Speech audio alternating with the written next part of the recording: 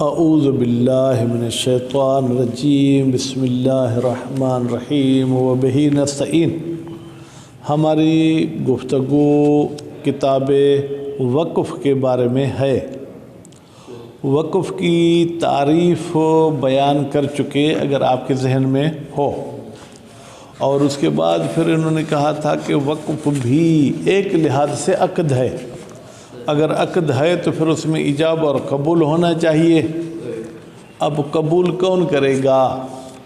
کہتے ہیں آپ کی وقف کو دیکھا جائے گا کہ کسی مخصوص فرد کے لیے ہے یا جو ہے کیا ہے جناب وہ کسی عمومی گروپ کے لیے ہے۔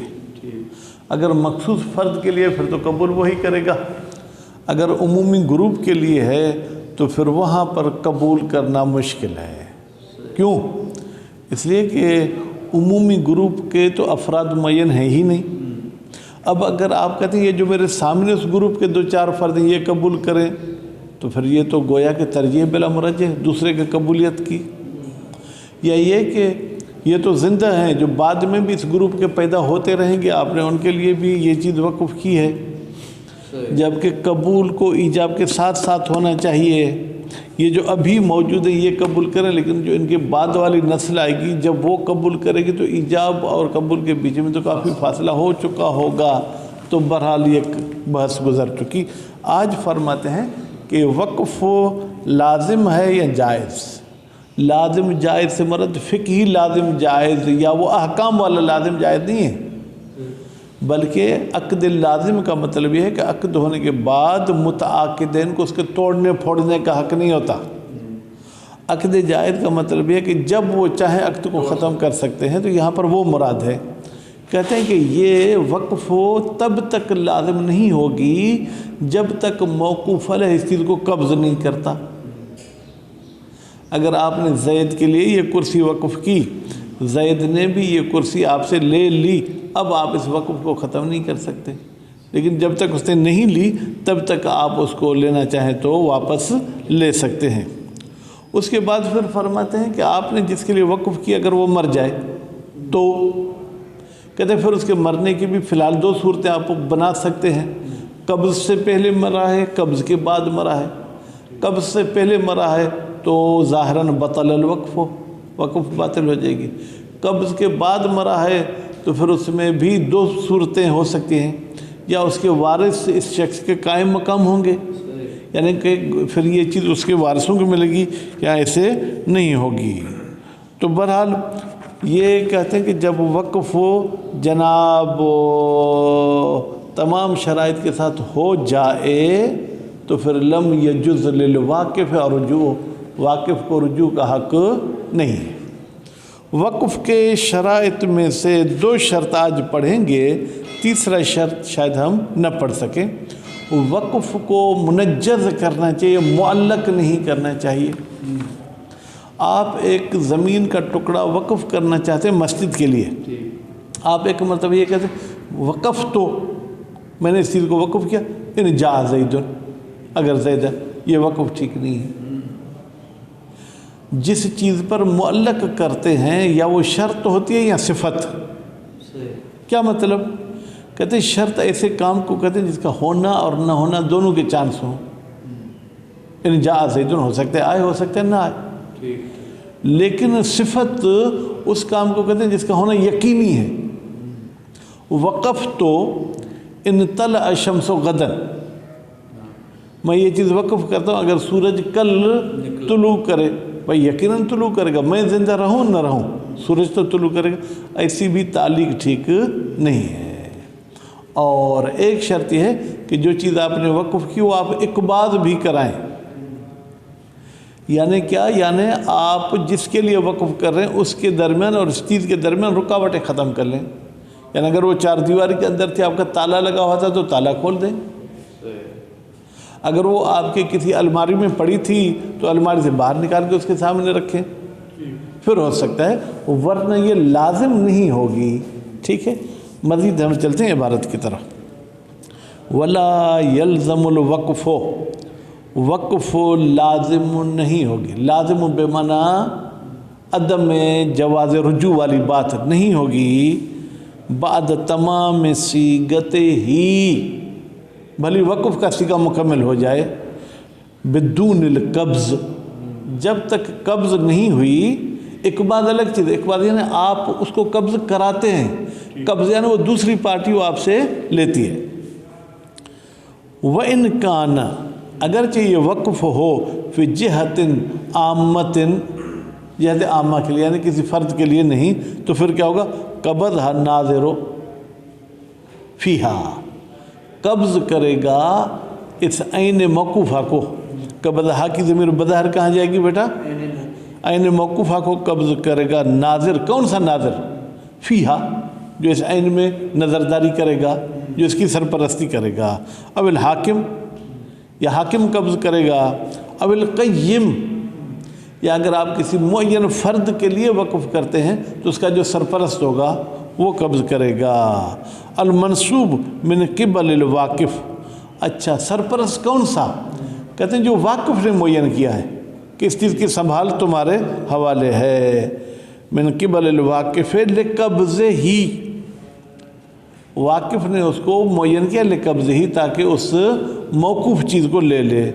وَيُعْتَبَرْ وُقُوعُ الْقَبْضِ بِإِذْنِ الْوَاقِفِ، معتبر ہے کہ قبض بھی اس کی اذن کے ساتھ ہو، ایسے نہیں کہ جس کو پتہ چلے کہ یہ چیز وقف ہو گیا وہ آ کے اس میں جو قابض بن جائے۔ کغیر ہی کا مطلب کیا ہے؟ جیسے وقف کے علاوہ دوسرے قبض کرانے میں مالک کی اذن ہوتی ہے۔ لِامْتِنَاءِ التَّصَرُّفِ فِي مَالِ الْغَيْرِ، اس لیے کہ ممتنع ہے، ممتنع بمعنی شرعی ممتنع، کہ آپ کسی کے مال میں تصرف کریں بغیر اذن کے۔ والحال، کہتے بھائی یہ تو اس نے وقف کر دیا تو اب یہ اس کا مالک نہیں، کہتے نہیں ابھی تک مالک ہے۔ والحال ان الموقوفہ، عین موقوفہ کہتے تو مونس کی ضمیر ہوتی، اب مذکر ہے تو پھر توجیہ کرنی پڑے گی۔ یہ موقوف لم ينتقل الى الموقوف علیہ بدون القبض، جب تک اس نے قبض نہیں کی تب تک اس کی طرف منتقل نہیں ہوئی، تو تب تک اس میں تصرف بھی نہیں کر سکتا۔ فلو مات الواقف قبلہ، اب پھر موت کو بھی یاد رکھنا چاہیے، اگر واقف قبض سے پہلے مر جائے، اے قبل قبض ہی المستند الی اذن ہی،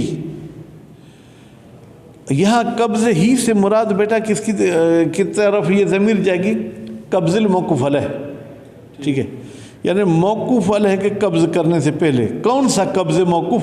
المستند الی اذن الواقف، وہ قبض جو واقف کی اذن سے ہو، بطل، تو یہ وقف کیا ہو جائے گی؟ باطل ہو جائے گی۔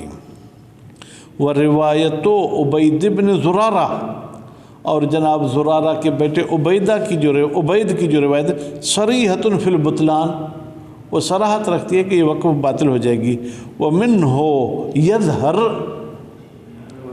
کہتے ہیں یہ جو عبارت ہے کہ اس نے وقف کی قبض سے پہلے وہ مر جائے، اس سے کیا پتہ چلتا ہے کہ لا تعتبر فوریت القبض، فوراً قبض کرنا ضروری نہیں، وقف کے ایک دن، 2 دن، 1 مہینے بعد بھی وہ کرنا چاہے تو کر سکتا ہے۔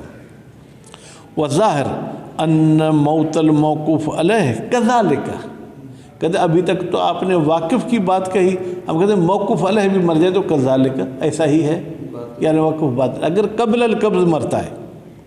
ما احتمال قیام وارث ہی، احتمال ہے کہ موقوف علیہ کا وارث آ جائے گا مقامہ، موقوف علیہ کی جگہ پر۔ وَيُفْهَمُ مِنْ نَفْيِهِ اللُّزُومَ بِدُونِهِ، دیکھیں سبحان اللہ، واقعا اللہ ان کی مغفرت کرے گا۔ کہتے ہیں یہ جو مصنف صاحب نے کہا کہ لا یلزم، یہ نہیں کہا لا یصح، اس کا مطلب ہے کہ بغیر قبض کے بھی وقف صحیح ہے لیکن وہ لازم نہیں ہوگی۔ وَيُفْهَمُ مِن نَفْيِ المصنف، مصنف نے نفی کی کس کی؟ اللزوم، لزوم کی، اس سے کیا سمجھ میں آتا ہے کہ بغیر قبض کے لزوم نہیں ہوگا۔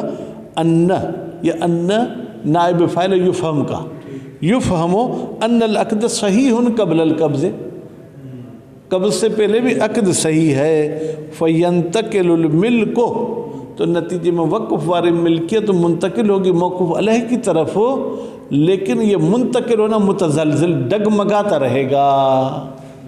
قبض ہوئی تو پکا ہو گیا، وہ بھی اذن کے ساتھ، ورنہ یہ کچی ہے، کبھی بھی ٹوٹ سکتا ہے انتقال. متزلزلاً یتم بالقبض، یہ انتقال کمپلیٹ ہوگا کس کے ذریعے؟ قبض کے ذریعے. وصرح غیرہ، ٹھیک ہے جناب. اور تصریح کی ہے غیر مصنف نے.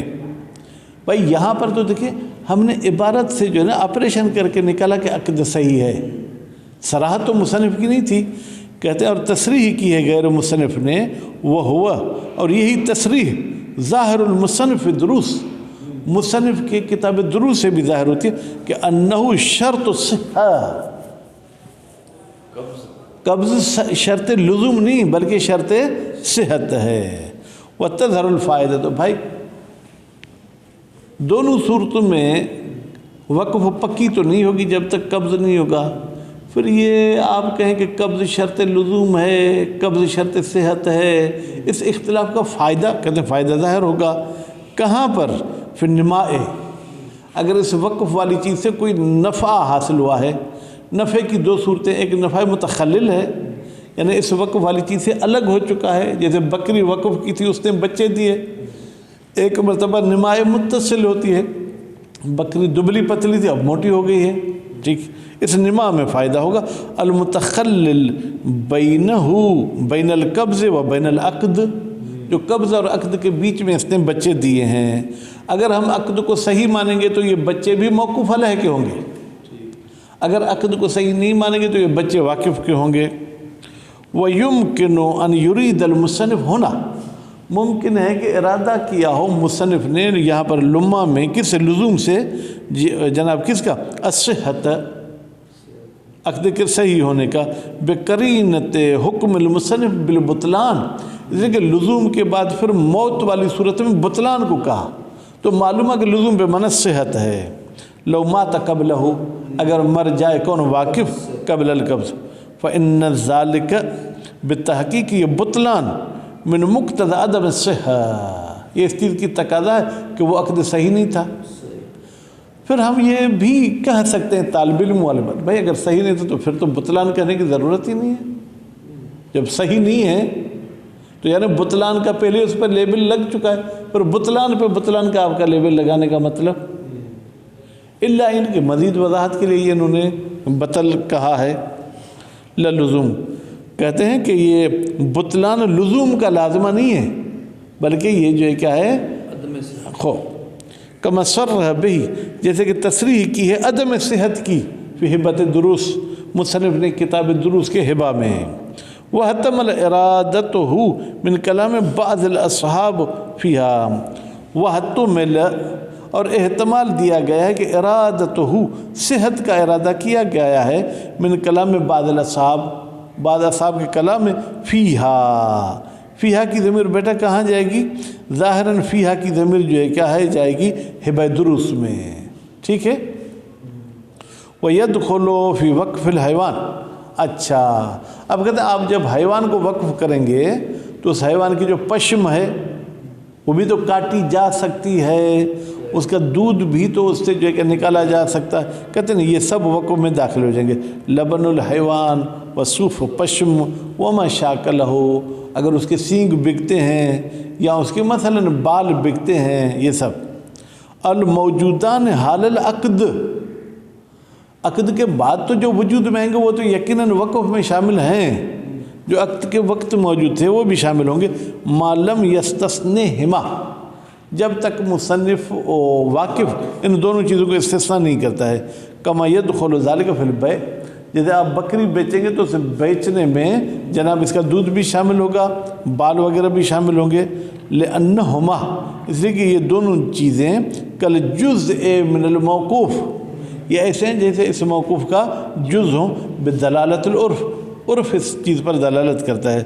وہو الفارق بینہما و بین ثمرۃ، بھائی وہ یہ عرف فرق کرنے والا ہے اس لبن اور صوف میں اور پھل میں. جو آپ درخت بیچتے ہیں اور اس پر پھل موجود ہوتا ہے، فإن الفل فإن ثمرۃ لا تدخل، یہ بیع میں داخل نہیں ہے. وإن كانت طلعا لم يعبر، یہ کھجور کی طرف جاتا ہے، اگرچہ ایک کھجور کا پھل طلع کی صورت میں، طلع یعنی جو وہ مچھلی کی طرح ایک اس پیڑ سے نکلتا ہے، ابھی وہ پھٹا بھی نہیں ہے، وہ لم یعبر، اور ابھی آپ نے اس کے ساتھ تلقیح بھی نہیں کی، یعنی نر والا پاؤڈر بھی اس پہ نہیں چھڑکا ہے، پھر بھی اگر کھجور بیچیں گے تو کھجور کا فروٹ اس بے میں شامل نہیں ہوگا۔ وَإِذَا تَمَّ الْوَقْفُ، جب وقف کمپلیٹ ہو گئی، یعنی سیگا بھی ہو گیا، قبض بھی ہو گیا، لم یجوز رجوع فیہ، پھر وقف میں رجوع کی گنجائش نہیں ہے، لأن الوقف من العقود اللازمہ، اس لیے کہ وقف جو عقود اللازمہ میں سے ہے، وَشَرْطُهُ مُضَافًا إِلَى مَا سَلَفَ، وقف کی شرط ایک اور بھی ہے، مضافًا إِلَى مَا سَلَفَ بِمَنَا ذُكِرَ، جو پیچھے گزر چکی کہ بھائی سیگا ہونا چاہیے، قبض ہونا چاہیے، اس کے علاوہ شرط کہ التنجیز ہو، کہ یہ آپ کی وقف جو کیا ہونی چاہیے، منجز ہونی چاہیے، کسی چیز پر معلق نہیں ہونی چاہیے۔ فَلَوْ أَلَّقَهُ عَلَى شَرْطٍ أَوْ صِفَةٍ، اگر یہ وقف کو معلق کرتا ہے کسی شرط پر یا کسی صفت پر، بطل، تو یہ وقف باطل ہو جائے گی، الا ان یکون واقعا، مگر یہ کہ وہ شرط واقع ہو چکی ہو، یعنی آپ میرے سامنے موجود ہیں، میں کہتا ہوں وقف تو ھذا الشیء للمدرسہ ان جاء ہشام، وہ تو آئے بیٹھے ہیں، یہ تعلیق کرنے سے وقف پہ کوئی اثر نہیں ہوگا۔ والواقف عالم بوقوعہ، ہما کی ضمیر نہیں ہے بیٹا، یعنی شرط کی بات ہے، صفت والی بات میں تو بطلان ہوگا، اور واقف کو بھی علم ہے اس شرط کے واقع ہونے کا قول ہی، مثلا یہ کہتا ہے وقف تو ان کان اليوم الجمعہ، وقف تو ان کان، ٹھیک ہے، اليوم الجمعۃ، کان کی خبر، میں وقف کرتا ہوں یہ چیز اگر آج جمعہ ہے، اور جمعہ بھی ہے، جانتا بھی جمعہ ہے، وَقَذَا فِي غَيْرِ الْوَقْفِ مِنَ الْعُقُودِ، اسی طریقے سے وقف کے علاوہ دوسرے عقود کو بھی معلق نہیں کر سکتا ہے۔ وَالدَّوَامِ، ایک اور شرط ہے کہ وقف دائمی ہونی چاہیے، اس کا وقت مقرر نہیں کر سکتے 5 سال 10 سال تک۔ فَلَوْ قَرَنَهُ بِمُدَّةٍ، اگر یہ شخص اس وقف کو ملاتا ہے کسی مدت کے ساتھ، او جعلہ علی من ینقرض غالباً، یا یہ شخص اس وقف کو قرار دیتا ہے علی من، ایسی چیز پر ینقرض جو مر جاتی ہے یا جو ختم ہو جاتی ہے غالب طور پر، لم یکن وقفاً، تو یہ وقف نہیں ہے۔ مثلا کبوتر کی زندگی کتنی ہے، 1 سال 2 سال، آپ ایک چیز کہتے ہیں کہ بھائی یہ پانی کی ٹینکی میں نے کبوتر کے لیے وقف کی، جو یہ سامنے کبوتر ہے، تو یہ وقف نہیں ہوگی، ٹھیک ہے۔ وَلَقُ الصِّحَةُ حَبْسًا، ہاں پھر قول کبھی ہے کہ یہ چیز آپ کا عمل صحیح ہے، اس کو وقف کا نام نہیں دیں گے، اس کو حبس کا نام دیں گے، جیسے پیچھے آپ تحبیس کا لفظ پڑھ کر آئے تھے۔ یبطلو، یہ حبس باطل ہو جائے گا، بِانْقِضَائِہَا، جب وہ مدت پوری ہو جائے گی، یا مدت پوری نہیں، وہ انقراض ہی، جس کے لیے آپ نے حبس کیا تھا وہ مر گیا تو بھی آپ کا حبس باطل ہو جائے گا۔ فَيَرْجَعُ إِلَى الْوَاقِفِ، اب دیکھیں مصنف بھی کام کو کھچڑی کرتے، جب یہ وقف نہیں ہے تو کیوں کہتے ہیں واقف کی طرف رجوع کرے گا، کیا کہنا چاہیے، حابس، حبس والے کی طرف پھر یہ چیز لوٹ آئے گی، اور وارث ہی، اگر حابس مر گیا ہے تو اس کے وارثوں کی طرف یہ چیز لوٹ آئے گی، کب، حین انقراض الموقوف علیہ، جب موقوف علیہ جو کیا وہ مر جائیں، کل ولا، جیسے ولا ہے، ولا کا مطلب کیا ہے یہاں پر غالباً یہ مطلب آپ نے اپنے عبد کے لیے کوئی چیز وقف کی، عبد مر گیا تو اب یہ چیز پھر آپ کی طرف واپس آ جائے گی۔ وَيُحْتَمَلْ إِلَى وَارِثِهِ، اور احتمال ہے کہ جناب إِلَى وَارِثِهِ ہی یہ من ینقرض کے وارثوں کی طرف جائے گی، ٹھیک ہے، موقوف علیہ کے وارثوں کی طرف جائے گی، عند موتہ، جب وہ موقوف علیہ یا من ینقرض مر جائے، وَيُسْتَرْسَلْ فِيهِ إِلَى أَنْ يُصَادِفَ الْإِنْقِرَاض، اور چھوڑا جائے گا اس وارث میں یہاں تک کہ پھر وارث بھی ختم ہو جائے، ٹھیک۔ وَيُسَمَّ هَذَا، اس وقف کو نام رکھا گیا منقطع الآخر، یعنی اس نسل کے بعد دوسرے نسل کے لیے آپ نے اس کو وقف نہیں کیا ہے۔ وَلَوْ انْقَطَعَ أَوَّلُهُ، اچھا اگر آپ نے 3 نسلوں کے لیے یہ چیز وقف کی، پہلا نسل ختم ہو گیا، اور وسطہ، یا بیچ والا نسل ختم ہو گیا، او طرفہ ہو، یا پہلا بھی ختم اور آخری بیچ والا موجود ہے، فالاقوا بطلان ما بعد القطع، پھر قول قوی ہے کہ جہاں سے قطع ہو گیا اس کے بعد والی باطل ہے۔ اگر پہلا نسل مر گیا دوسرا موجود بھی ہے تو بھی یہ وقف کیا ہو جائے گی؟ باطل ہو جائے گی۔ فیبطل الاول والاخیر، تو نتیجے میں پہلا اور آخری جب بیچ والا موجود ہے تو پہلے والا بھی باطل ہے آخری بھی باطل ہے۔ ویصح اول الآخر، اور صحیح ہے جو آخری سے پہلا ہے۔ آخری سے پہلا کون سا ہے؟ بیچ والا، وہ صحیح ہو جائے گا۔ والاقباض، میرے خیال میں یہاں پر ختم کرتے ہیں۔ صلی اللہ علیہ محمد و آل محمد۔